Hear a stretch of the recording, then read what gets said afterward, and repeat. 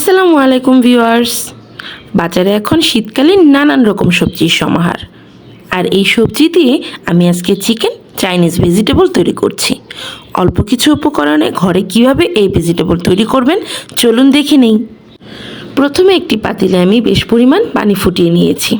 এরপর এর মধ্যে কেটে রাখা পেঁপে আর গাজর দিয়ে দিচ্ছি। তারপর এখানে সামান্য পরিমাণ লবণ দিয়ে সবজিগুলোকে আমি 2 থেকে 3 মিনিটের জন্য সিদ্ধ করব। 2-3 মিনিট পরে আমি এর মধ্যে কেটে রাখা পাতাকপি আর ফুলকপি দিয়ে একটু সামান্য ভাপিয়ে নিব।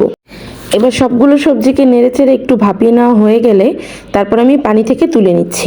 এবার চুলায় একটি প্যান বসিয়ে দিয়েছি, এর মধ্যে সামান্য পরিমাণ তেল দিয়ে দিচ্ছি। তেলের মধ্যে 2টো ডিম আর সামান্য পরিমাণ লবণ ছিটিয়ে দিয়ে নেড়েচেড়ে ডিমটাকে একটু ঝুরি করে ভেজে তুলে নিব। তারপর একটি পাতিলের মধ্যে আমি কিছুটা তেল দিয়ে দিচ্ছি।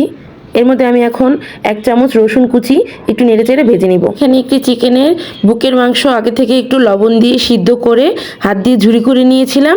এবার এটি রসুনের সাথে দিয়ে একটু নেড়েচেড়ে কিছুক্ষণ ভেজে নিচ্ছি।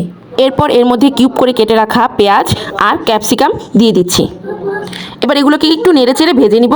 আপনারা চাইলে এখানে রেড বা ইয়েলো কালার ক্যাপসিকামও ইউজ করতে পারেন। পেঁয়াজ আর ক্যাপসিকামটা একটু নরম হয়ে আসলে আমি এর মধ্যে আগে থেকে সিদ্ধ করে রাখা সবজিগুলো ঢেলে দিচ্ছি।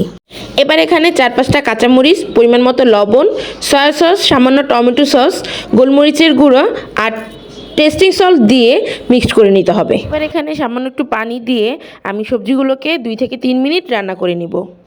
এখন এতে আমরা যে ডিমটা ঝুরি করে রেখেছিলাম সেই ডিমের ঝুরি দিয়ে দিচ্ছি। এবার একটি বাটিতে আমি 1 কাপ পানি নিয়ে এর মধ্যে কর্নফ্লাওয়ার আর কিছুটা গুঁড়ো দুধ মিক্সড করে সবজির মধ্যে ঢেলে দিচ্ছি। দুধ আর কর্নফ্লাওয়ারের এই মিশ্রণটি দেওয়া হয়ে গেলে তারপর হাই হিটেই আমি সবগুলো সবজিকে 8-2 মিনিট জাল করে নেব।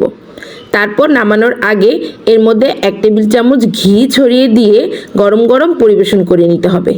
রান্নার প্রসেসটা ইজি হলেও খেতে কিন্তু এটি দারুণ মজা। আপনারা চাইলে এটি পোলাও, ফ্রাইড রাইস অথবা রুটির সাথেও পরিবেশন করতে পারেন। এই রেসিপিটি বাসায় একবার হলেও ট্রাই করে দেখবেন, আর কেমন লাগলো অবশ্যই কমেন্ট করে জানাবেন। আজ তবে বিদায় নিচ্ছি। আল্লাহ হাফেজ।